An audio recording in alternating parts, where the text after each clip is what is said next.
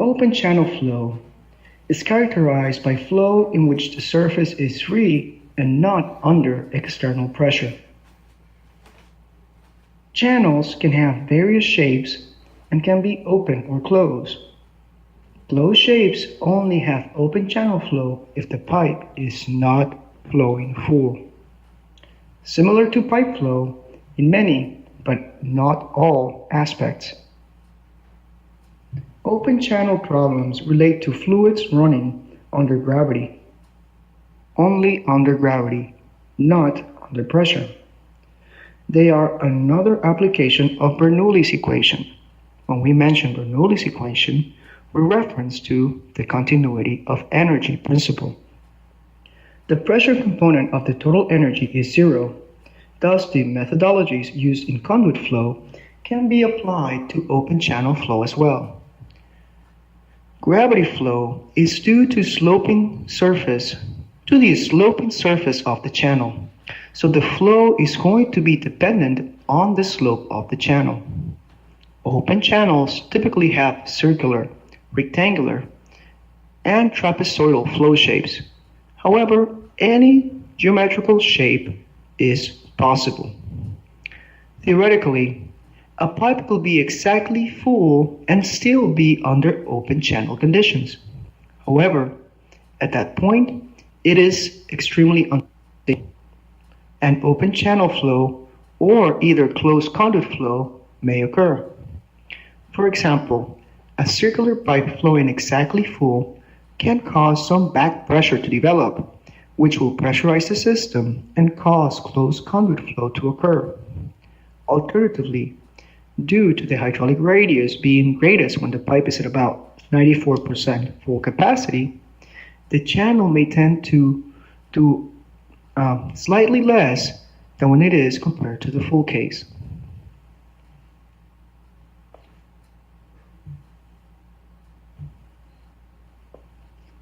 Now, open channel flow has some key properties. Let's start reviewing the first one when it comes to velocity. The velocity in an open channel flow is non-uniform due to the adhesion between the wetted surface of the channel and the water. The distribution of the velocity is typically parabolic. Remember our conditions expressed for laminar flow under pressurized conduit flow. The average velocity is the one that is used in the design. So this is the same concept about velocity as we saw in laminar flow. The parabolic shape of the velocity distribution is usually not considered in practical applications as we use the average velocity and we just basically run with it. However, this concept of the change in velocity and that parabolic distribution can be tested as a theoretical question or as a small practical problem in the PE exam. So it's good that you know about this specific concept. The adhesion between the wetted surface and the fluid is due to the surface roughness of the channel material.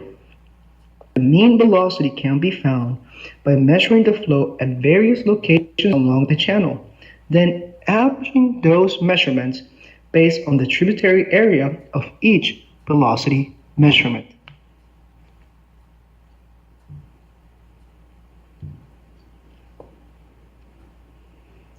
Moving along with flow properties, let's look about the mean velocity.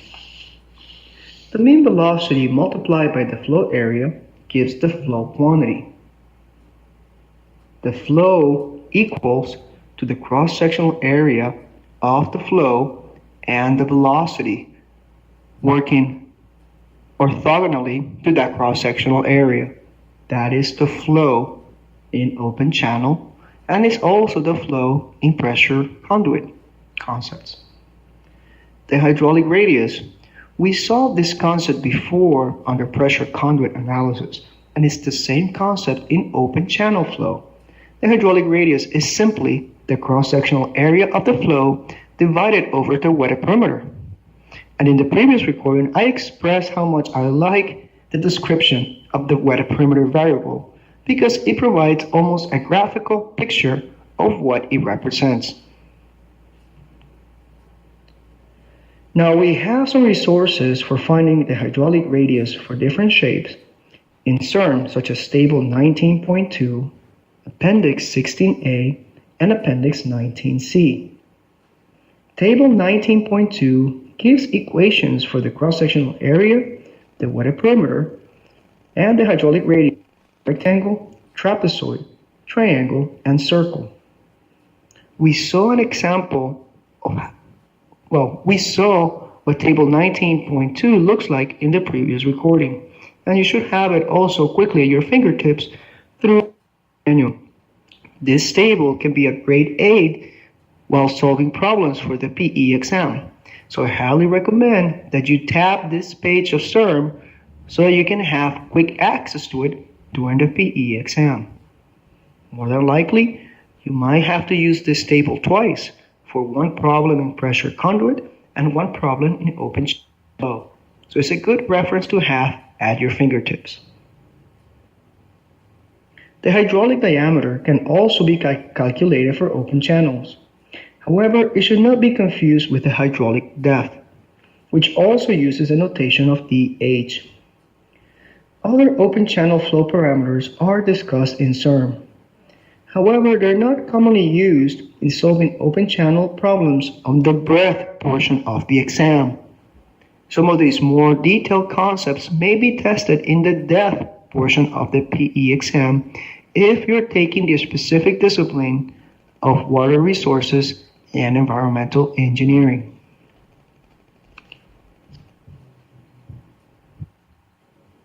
Now let's look at some of the equations for uniform open channel flow. And now we're going to discuss as what is likely to be the bread and butter of water resources engineers, Manning's equation, and specifically Manning's equation for open channel flow. Manning's equation is also known as the Chessy-Manning equation. To use the Manning's equation, we need to have a Manning's coefficient, which depends on the lining material of the channel. The Manning's coefficient is a measure of the roughness within the channel. Manning's equation can be written in two forms. What we see in equation 9.2 shows Manning's equation being written out in a function of velocity. However, it can also be written out in a function of flow. Note the specific correction factor for using US units of 1.49. You can use the Manning equation for SI units, just do not use the correction factor of 1.49.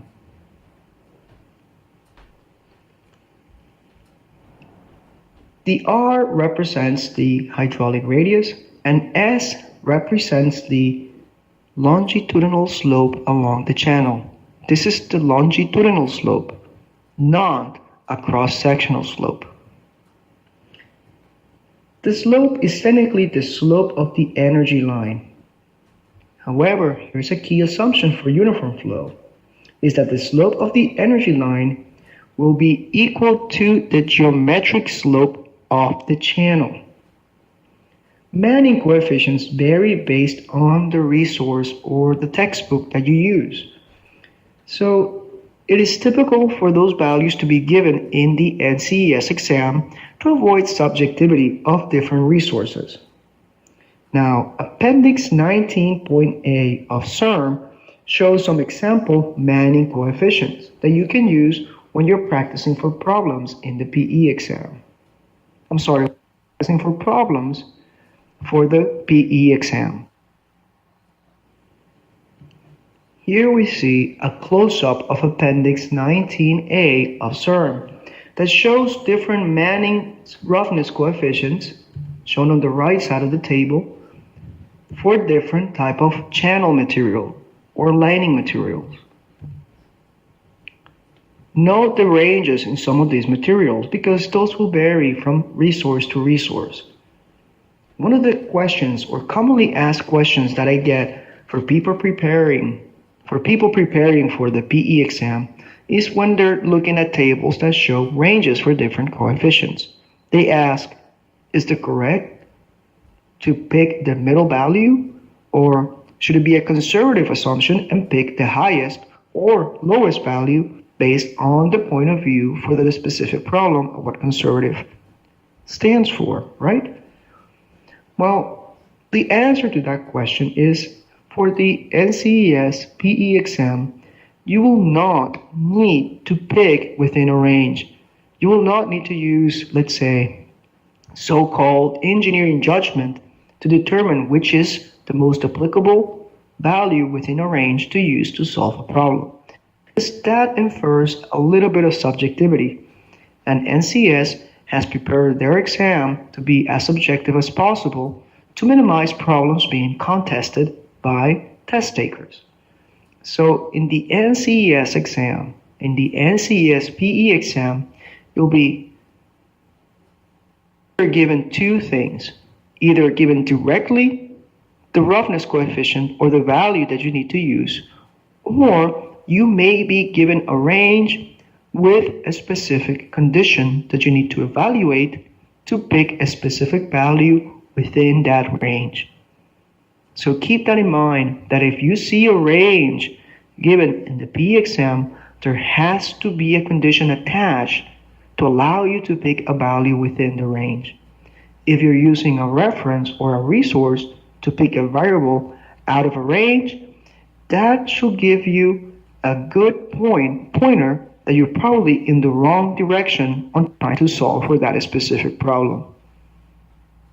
If you're trying to pick for a value within a range on a reference during the PE exam, there's probably something that you've missed during the description of the problem.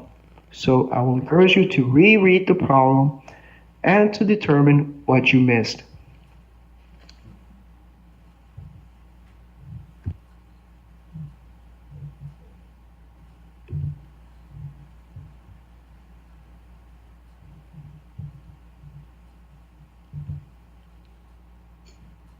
Another key sub-concept of open channel flow is Hazen-Williams velocity.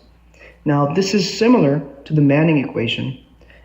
It needs a Hazen-Williams coefficient, which also depends on the lining material of the channel.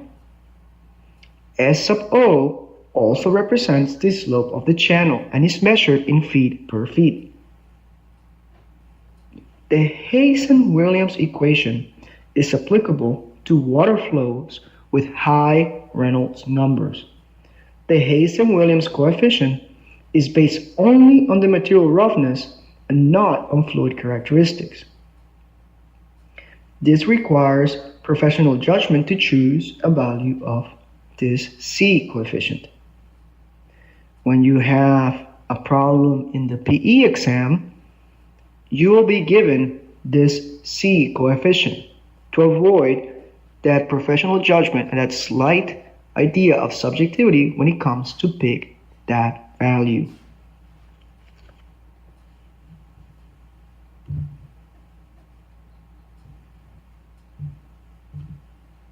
Another key concept in open channel flow, similar to pressure conduit, is that of friction losses.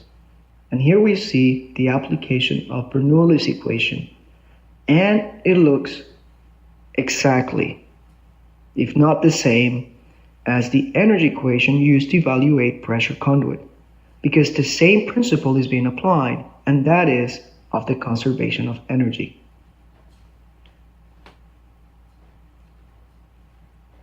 In a way, you use a combination of Bernoulli's equation with Manning's equation to estimate friction losses in open channel flow. You can see how you can determine head losses due to friction using Manning's equation.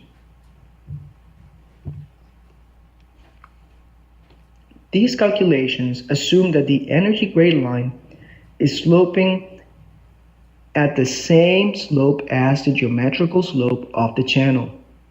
The Manning equation is used to calculate the friction losses in a channel. The equations shown in this slide skip a few steps, which take you from equation 19.25 to equation 19.30. So if you like to look into detail on how this equation is derived, you can review equations 9.26 to 19.29 of CERN. The pressure and velocity components of Bernoulli's equation are assumed to be equal. Therefore, the friction loss is equal to the difference in the elevation values between the 2 points in the channel, between point 1 and point 2, which are the points that are being evaluated. The difference in the elevation is equal to the slope times the length of the channel under consideration, or times the length of the distance between the 2 points being evaluated. So the friction loss can be written out in terms of the channel slope. If we substitute this relationship for the channel slope into the Manning equation, then we can solve for the friction loss, which gives us equation 19.30. In a way, equation 19.30 is shown to be similar to the Darcy-Weisbach equation, which is used for closed conduits. And the Darcy-Weisbach equation is shown in chapter 17.22. Let me rephrase that. The Darcy-Weisbach equation is equation 17.22 of CERN.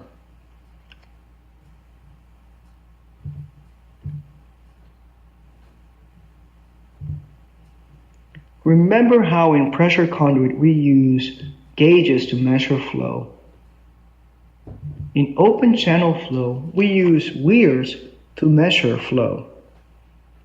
The definition of a weir is the obstruction in an open channel over which flow occurs. What that does, it allows water over the full width of the structure, and it can be contracted and allow water only through a small opening.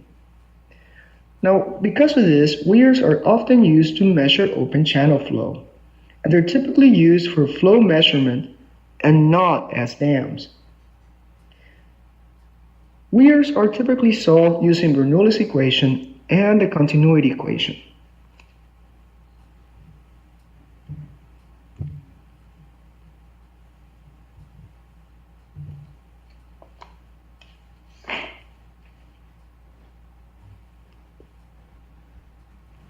Here's an example of the use of flow measurement with weirs. We have two details of weirs being highlighted in this slide. We have suppressed weirs and contracted weirs. Suppressed weir has the full width of the channel. A contracted weir has a smaller width than the total channel width. Weirs are commonly either rectangular or triangular, but they can also have other shapes as well, such as half a circle or even a trapezoidal shape.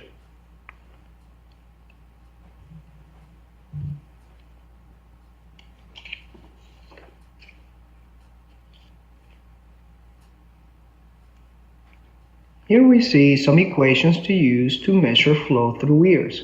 We have equation 19.52, which shows how to derive the flow for weirs for both SI and US units. The derivation of equation 19.52 is provided in section 19.14 of CERN.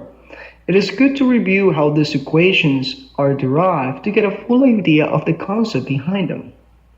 In short, Bernoulli's equation and the continuity equation are both solved to calculate the flow over the weir. That can be seen in equation 19.48 of CERN. There are several questions that affect the derivation of Q and therefore must be corrected by the use of a weir coefficient. The value of C of this weir coefficient for typical weirs is approximately 0.6. Simplifying equation 19.49 results in equation 19.52. This equation can be used directly to calculate flow discharge in open channels. It is not always necessary to correct the width. However, for a suppressed weir, we can have that the effective width is equal to the actual width. Now, if the effective width is smaller than the actual width due to the curved path of flow near edges, and we can see the correction for that condition shown as equation 19.53. And N means the number of openings.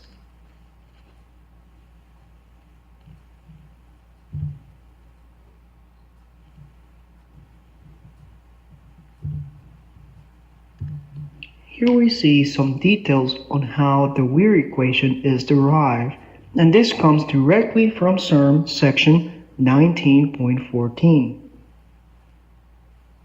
We can see how Bernoulli's equation and the continuity equation are solved to calculate the flow over the Weir.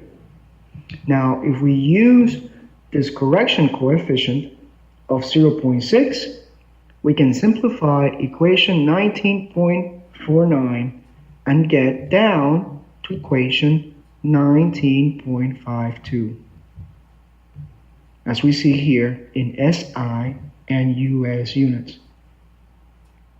So I recommend to refresh a little bit on this theory and review section 19.14 of SERM while you're preparing for this lesson of the PE exam.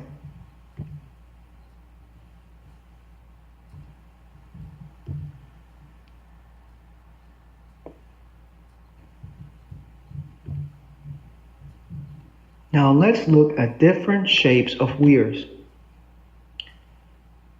Weirs can come in many different shapes. Here are some of the most common shapes. We have a rectangular weir, we have a triangular weir, or which is also known as a V-notch weir. We have a trapezoidal weir, which in some terms is just called a trap weir. And then we have a compounded weir, which is a combination of any of the three before. And here we have a completely submerged weir, which can be as simple as just adding a plate that spans the entire length of the channel. Now, each shape has a specific benefits and disadvantages. The equations governing flow over weirs are based on equation 19.47. Now, these shapes have different flow equations, but are an uncommon exam topic. Rectangular weirs are most typical for the breadth portion of the exam. You may be tested on a compounded weir on the depth portion of the exam if you're taking the water resources and environmental specific discipline for the depth portion of the exam. V-notch weirs or triangular weirs are used when small flow rates must be measured. The very small opening at the bottom of the weir allows small flows to exhibit large flow depths over the weir. Trapezoidal weirs are used to correct for contractions occurring near the edges of rectangular weirs. Compound weirs can be used when large variations in flows need to be computed. This may require bearing corrections based on where the flow is occurring. Submerged weirs require slightly different assumptions, which are discussed in section 19.14 of SERM. So now you know section 19.14 of SERM discusses in detail the different theory behind weirs in open channel flow.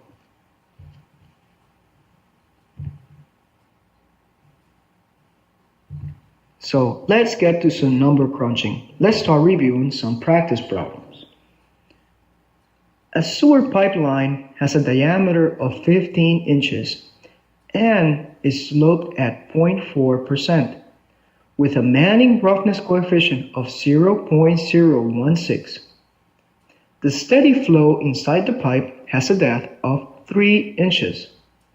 Most nearly, what is the average velocity of the flow inside the pipe? Is it A, 0.2 feet per second? Is it B, 0.9 feet per second? Is it C, 1.7 feet per second? Or is it D, 2.5 feet per second? If you would like to attempt solving for this problem based on the concepts that we just saw, please pause the video.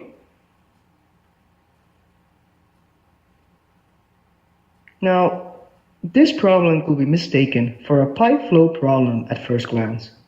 However, it is an open channel problem. And the reason we can see that this is an open channel problem is because we're given a Manning roughness coefficient, and we're being told that the pipe has a steady flow with a depth of 3 inches. That means, since the pipe has 15 inches of diameter, the pipe is not flowing full. So all those pointers will tell us that this is an open channel flow. This is a good application of how to use the Manning equation. Please note when you're solving for this type of problems that you have to use the appropriate units.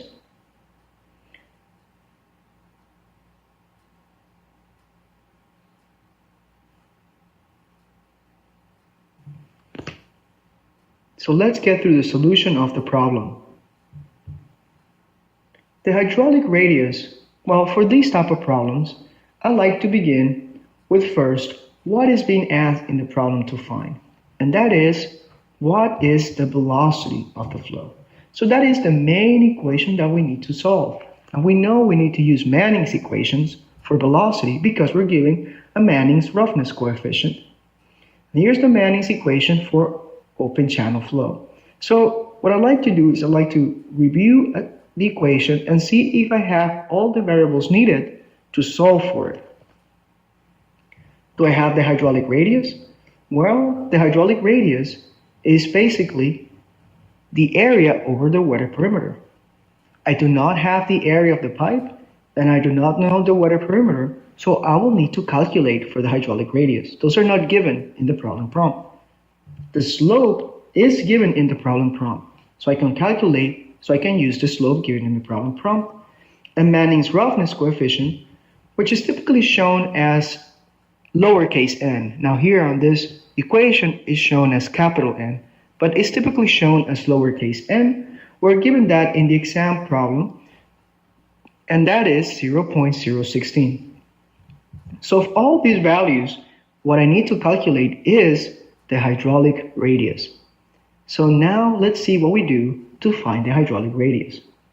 The hydraulic radius can be calculated from table 19.2 of SERM. Remember how in a previous slide I highly recommended that you tab that table because it will help you in solving problems for the P exam. So for a roughness coefficient of 0.016 and a slope of S of 4%, we can determine that the Manning coefficient of C is 0.1206. Now, knowing the Manning coefficient of 0.1206, we can then determine the hydraulic radius using table 19.2. So the hydraulic radius is 0.151 feet. The velocity of flow inside the pipe is then going to be solved using our Manning's velocity equation.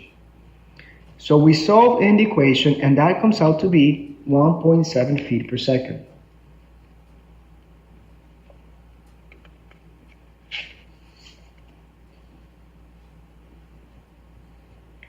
Appendix 19.b and Appendix 19.c can also be used to solve this problem.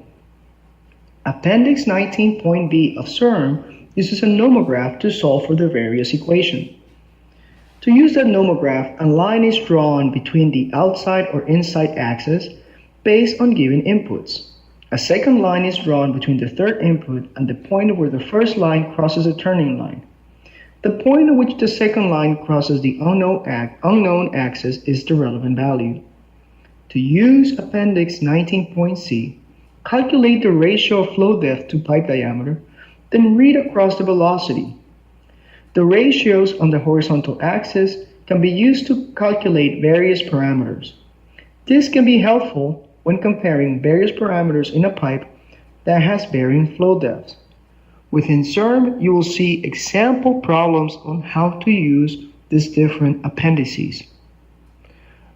Let me also highlight something. I know because of my consulting work on water resources, water resource engineers use what it's called a hydraulic wheel, which is basically a slide ruler used to quickly solve for Manning's equation for open channel flow. Now, what happened to me in the PE exam, I taped that slide ruler. I wasn't aware it was a slide ruler. I thought it was just a tool, like a nomograph. So I taped that slide ruler to the back of one of my references. During the exam, one of the proctors noticed that I had that in the exam, and the proctor gave me two options. One, I either leave the book outside the exam because I wouldn't be able to use it, or I rip out the hydraulic wheel and leave that outside the exam room.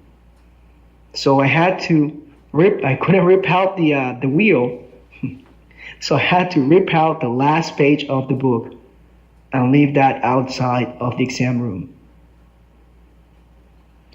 So with that short personal story, what I want to relate is you have to be careful. You have to only use what you're allowed to bring into the exam.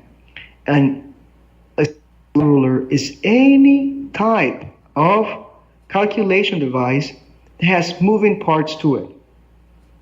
So make sure that for the exam, you don't practice using any kind of slide rulers of that type to solve for problems. Instead, use either Appendix 19.B or Appendix 19.C or Table 19.2 of the CERN.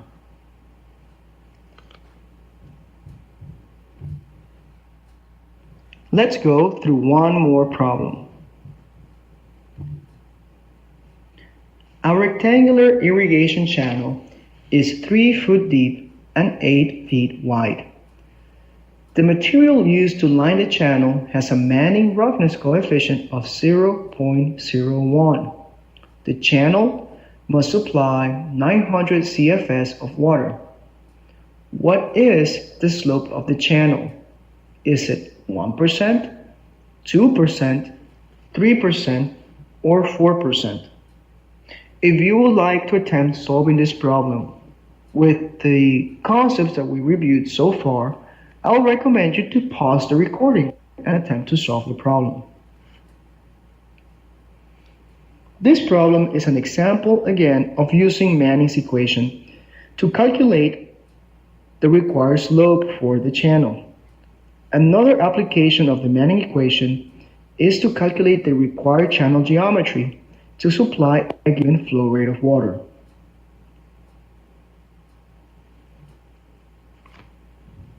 So let's look at the solution.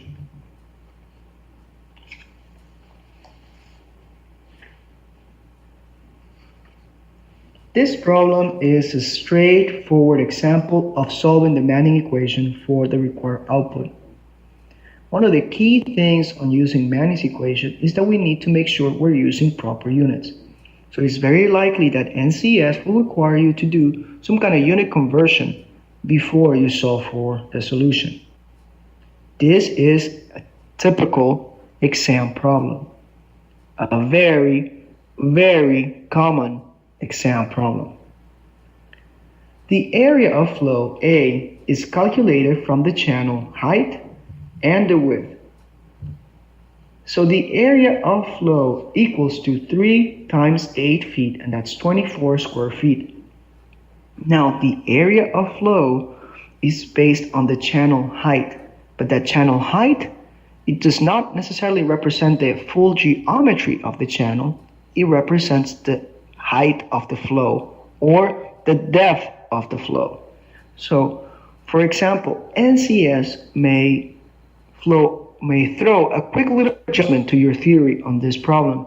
They may say that the channel is required to have 6 inches of freeboard. What the freeboard means is that there needs to be, let's say, like a factor of safety on how deep the water can be on the channel. And that factor of safety is 6 inches.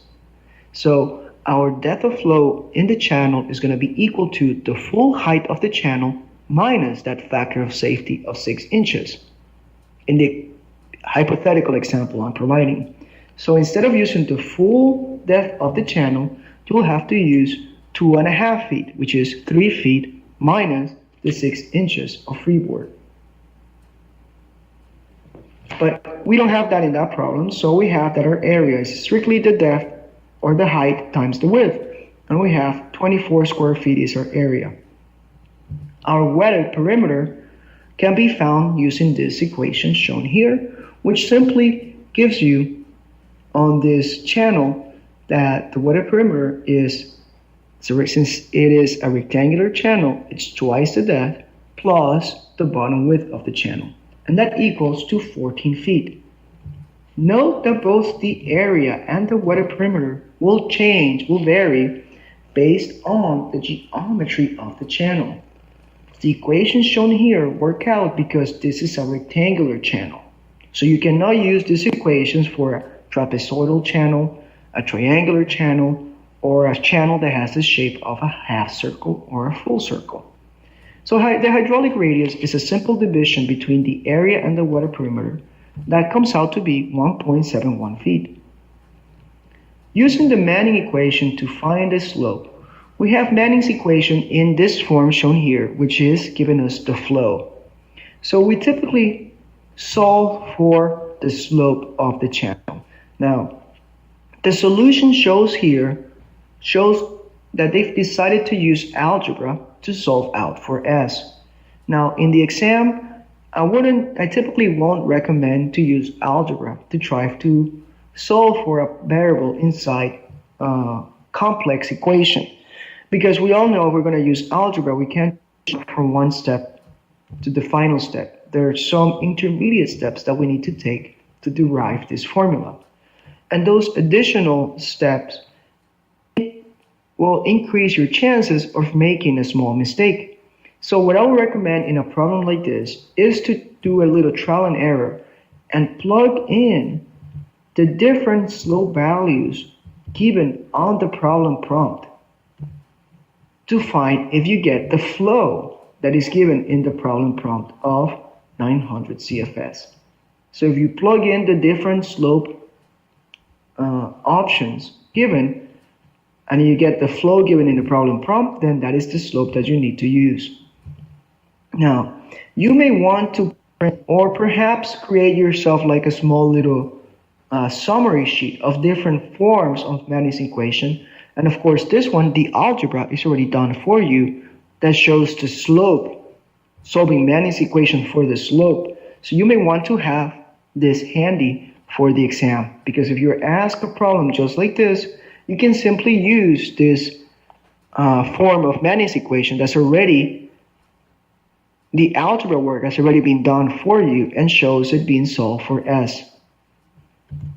And we find that the solution is 3%.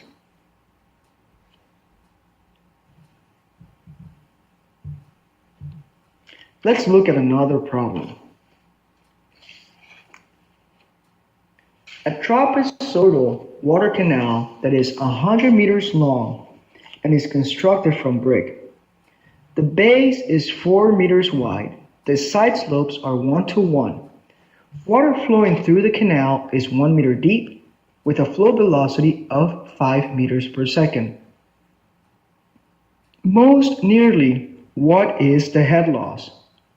Is it 0.0001 meter, 0.001 meters, 0.01 meters, or 1 meter?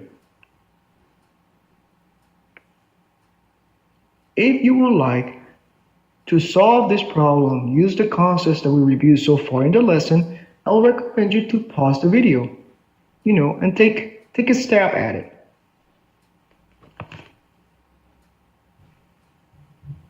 So let's look at the solution for this problem. Let me highlight some key facts on the problem stem. It's a trapezoidal channel. We're given the length of the channel. We're being told that it's constructed from brick. So if it's being constructed from brick, that's telling us the type of lining in the channel. So we'll need to use a Manning's coefficient for a brick line channel.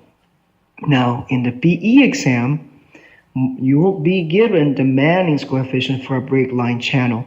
The reason why is because the Manning's n will vary from resource to resource, from textbook to textbook. We're also being given the dimensions of the channel, the bottom width, and that the side slopes are 1 to 1. And we're given that the flow is flowing 1 meter deep. And we're given that the flow velocity is 5 meters per second.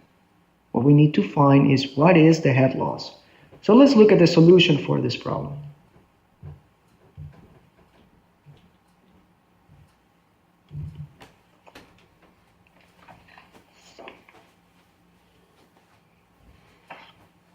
Since the slope of the energy grade line is the same as the channel slope, the head loss is going to be the product of the slope and the length of that segment.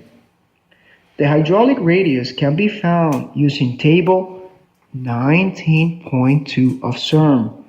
Again, I will highly encourage you to tap that table from CERM because you will more than likely use it in 1 or 2 problems on the breadth portion of the P exam. The value for the hydraulic radius must be in meters because we're using meters.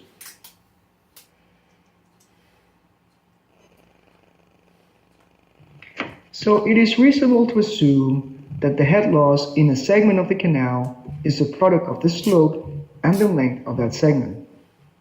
The Manning coefficient for a break line channel is 0.016, but again, that will be given in the PE exam. But for our practice problem, we can use one of the appendices in CERM that gives us Manning's coefficient for different channel lining materials. So we use Manning equation to calculate the hydraulic radius of a trapezoidal canal. So we use the equation shown in table 19.2 to calculate the hydraulic radius. So we solve for that, and that's 0.732 meters. So now we use Manning's equation to calculate the head loss. We use the length, Manning's roughness coefficient to the square, the velocity through the channel, and the hydraulic radius to the 4/3.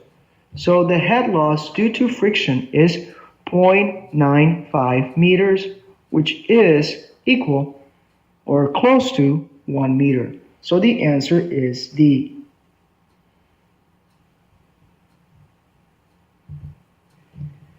So that takes us through this concept on open channel flow. So we will stop this third recording here and we will continue.